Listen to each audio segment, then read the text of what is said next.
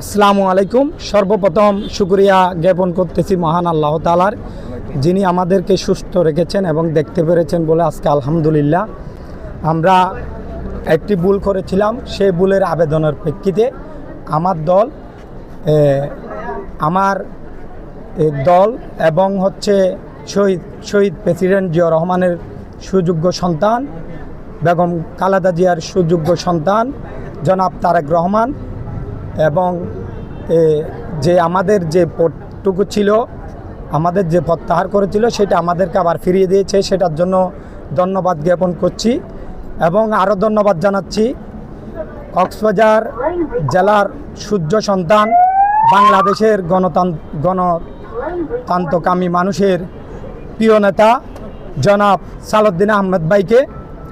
আরও ধন্যবাদ জানাচ্ছি রামু সদর আসনের সম্মানিত সংসদ জনাব লুৎফর রহমান কাজল ভাইকে। এবং ধন্যবাদ জানাচ্ছি কক্সবাজার জেলা বিএনপির সভাপতি সম্মানিত শাহজাহান চৌধুরী, সম্মানিত সম্পাদিকা শামিমারা স্বপ্না আপাকে। আরও ধন্যবাদ জ্ঞাপন করতেছি কক্সবাজার জেলা শ্রমিক দলের সভাপতি রফিক ভাই এবং সাধারণ সম্পাদক কুতুব ভাইকে। এবং সর্বোপরি ধন্যবাদ জানাই আমার প্রাণপ্রিয় আমার শ্রমিক দল এবং বিভিন্ন এলাকা থেকে আগত আমার জিয়া পরিবারের সকল ভাই বন্ধুদেরকে ধন্যবাদ জানাই এবং কৃতজ্ঞতা জ্ঞাপন করি। আপনাদের আজকের এই ভালোবাসা কখনো কোনো কিছুর বিনিময়ে শোধ করার মতো কোনো সুযোগ নেই। এই ভালোবাসা শুধু ভালোবাসা দিয়েই শোধ করতে হয়।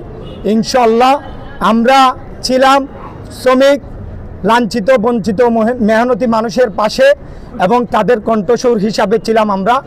আজীবন থাকবো ইনশাল্লাহ। আপনাদেরকে আজীবন এই ভালোবাসার কৃতজ্ঞতা জ্ঞাপন করে যাব। এবং আপনারা জানেন আমি উসমান সরোয়ার টিপু, এই উসমান সরোয়ার টিপু নামের সাইনবোর্ডটা কিন্তু লেখা ছিল বাংলাদেশ জাতীয়তাবাদী দল বিএনপির কলমের কালি দিয়ে। যে লেখা হয়তো বা ক্ষণিকের মুছে ফেলা যাবে, কিন্তু মন থেকে মুছে ফেলা যায় না।